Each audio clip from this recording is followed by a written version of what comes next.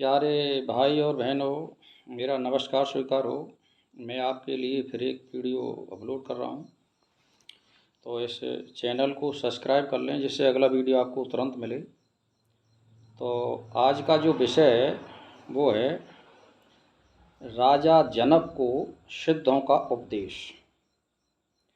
इसको सुनिए, ये सिद्ध जनक से क्या वार्तालाप करते हैं, उसको ध्यान से सुनें। कि विदेह देश में जनक नाम से एक प्रसिद्ध पराक्रमी राजा राज करते थे, जिनकी सारी आपत्तियां नष्ट हो चुकी थीं और संपत्तियां दिनों दिन बढ़ रही थी, और वे बड़े उदार और दानी थे। एक दिन वे किसी उपवन में गए घूमने के लिए। वहाँ पर एक कुंज में कुछ सिद्ध पुरुष बैठे हुए थे। कुंज का मतलब है कोई तिवारी या कोई छोटा मोटा मकान या गुम्मट ऐसा था, जो दूसरों को दिखाई नहीं देते थे। यानी वो जो सिद्ध बैठे हुए थे वे दूसरों को दिखाई नहीं देते थे और वो सबको देखते थे। इसलिए उनके मुख से कुछ उपदेशात्मक गीत निकले, क्योंकि राजा को वो देख रहे थे, राजा उनको नहीं देख रहा था। तो वो गीतों को जो सुना, जो इस प्रकार थे कि वासना रहित दृष्टा दर्शन और दृश्य की त्रुटि को त्याग देने पर जो विशुद्ध दर्शन या ज्ञान के रूप में प्रकाशित होता है, उस विशुद्ध आत्मा की हम उपासना करते हैं। कौन कह रहा है ऐसा? वो सिद्ध जो गोपत रूप से बैठे हुए थे, वो राजा जनक सुन रहा था और वो कह रहे थे। तो अस्थि और नास्ति, इन दोनों पक्षों के बीच में उसके साक्षी रूप से जो सदा विद्यमान है, प्रकाशनीय वस्तुओं को प्रकाशित करने वाले उन परमात्मा की हम उपासना करते हैं। कौन कह रहा है? ये सिद्ध कह रहे हैं। राजा जनक सुन रहा है उन बातों को। जिसमें सब है, जिसका सब है, जिसके लिए यह सब है और जिसके द्वारा सब है, स्व ही सब कुछ है, उस परम सत्य आत्मा की हम उपासना करते हैं। ये सिद्ध कह रहे हैं, राजा जनक सुन रहा है। जो हृदय गुफा में विराजमान दीप्तमान परमेश्वर को छोड़ दूसरों का आश्रय लेते हैं, वे हाथ में आए हुए कौस्तुभ मणि को त्याग कर दूसरे तुच्छ रत्नों की इच्छा करते हैं। भाई और बहनों, पहले आप ध्यान से सोचिए क्या कह रहा है ग्रंथ। ये बहुत ही अच्छा व्याख्यान है, इसको ध्यान में दें कि हमारी जो हृदय गुफा का मतलब है इधर वाली साइड में, यहाँ पे ईश्वर का निवास होता है। तो आत्मा का जो निवास मुख्य रूप से माना है तो हृदय गुफा के अंदर माना है यहाँ पे। तो ये कह रहा है कि इसको छोड़ करके जो दूसरे परमात्मा देवता या कोई और किसी की ये पूजा करता है या ध्यान करता है, तो वो कह रहा है कि विराजमान हृदय गुफा में विराजमान दीप्तमान परमेश्वर को छोड़ दूसरों का आश्रय लेते हैं, वे हाथ में आए हुए कौस्तुभ मणि को त्याग कर दूसरे तुच्छ रत्नों की इच्छा करते हैं। यानी एक मान के चलिए कि हमको एक मोती वो मिल गया, मान के चलिए कि एक रतन मिल गया, और वो जो बहुत कीमती है,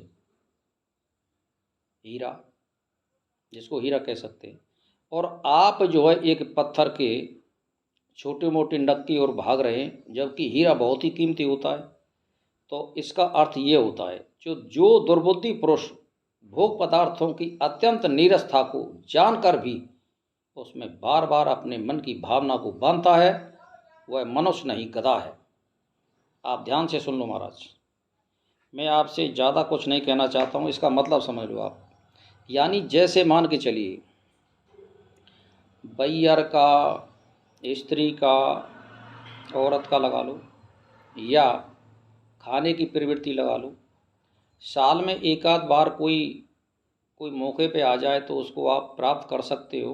अब रोज़ रोज़ भोगों को प्राप्त करो, रोज़ रोज़ भोगों को प्राप्त करो, रोज़ रोज़ स्त्री का भोग करो, और रोज़ रोज़ अच्छे अच्छे पकवान, अच्छे अच्छे मेवा मिष्ठान, यानी उसकी उसमें आसक्ति हो गई। तो इसका मतलब ये होता है कि वो मन को वासना में बांध रहा है, वो गधा है, मनुष्य नहीं है। उपशम या शांति के पवित्र सुख को प्राप्त करना चाहिए। जो उत्तम सम मनोनिग्रह से संपन्न है, उस पुरुष का विशुद्ध चित्त की शांति को प्राप्त होता है। जिसका चित्त शांत हो गया, उसी को अपने परमानंदमय स्वरूप में दीर्घ काल के लिए उत्तम सिद्धि प्राप्त होती है। आप सुन लो मेरी बात। इसका मतलब आप समझ रहे हैं क्या मतलब है? कि जो प्रारब्ध से मिल जाए, ज़्यादा कोशिश मत करिए। आपके लिए नित्य नौते निमंत्रण आएंगे खाने के लिए, अच्छे अच्छे पकवानों के लिए, आप मत जाइए, उसकी कोशिश मत करिए। और आपके पास नित्य नए भोग भी आएंगे, उसको मत करिए। ये सोचिए कि मुझे क्या खाना है, क्या नहीं खाना है। मनुष्य को हमेशा दीर्घायु प्राप्त करने की कोशिश करनी चाहिए। क्यों? कि हमें तो भजन करना और मुक्ति की ओर जाना है। अगर हमारी आयु कम होगी तो हमारा ये काम सुलभ नहीं हो पाएगा। और इसका अर्थ ये समझो कि अगर तुम यूँ सोचते हो कि अब हो जाएगा, या हो जाएगा अगले जन्म में देख लेंगे, क्या ज़रूरी है आपको मनुष्य जन्म मिल जाए? क्या ज़रूरी है जो विद्या आज है वो अगले जन्म में बड़ी मिले या न मिले? और फिर नए सिरे से सारी शुरुआत करनी पड़ेगी। इसीलिए जो कुछ बन जाए वो इसी जन्म में करें। पीछे को छोड़ने का कोई मतलब नहीं होता है। तो जो कुछ मिल जाए बैठ जाएगा दिमाग में। और मन का निग्रह करिए।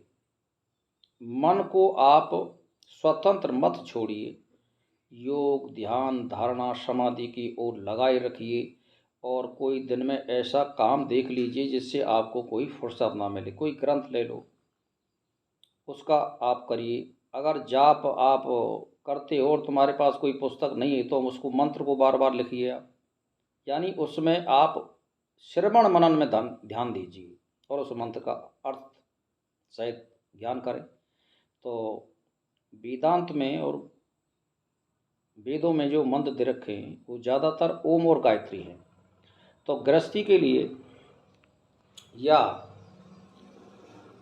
साधकों के लिए जो सरल मंत्र है वो गायत्री मंत्र है। ये धन दौलत, यश, मान, सम्मान ये सारी चीज़ देती है। और सबसे बड़ा लाभ होता है इसमें कि ये आपको बुद्धि देने वाली भी होती है। तो भाई और बहनों, आप सद्गति प्राप्त करें और सद्ग्रंथों का श्रवण मनन करें और मन का निग्रह करें, यानी चित्तवृत्ति निरोध करें। तो भाई और बहनों, आप ये करिए। तो ये जो सिद्धों ने जो उपदेश दिया है राजा जनक को, ये स्मरणीय है, ध्यान में रखने योग्य है, शिक्षाप्रद है। इसी के साथ मैं प्रणाम करता हूँ आपसे।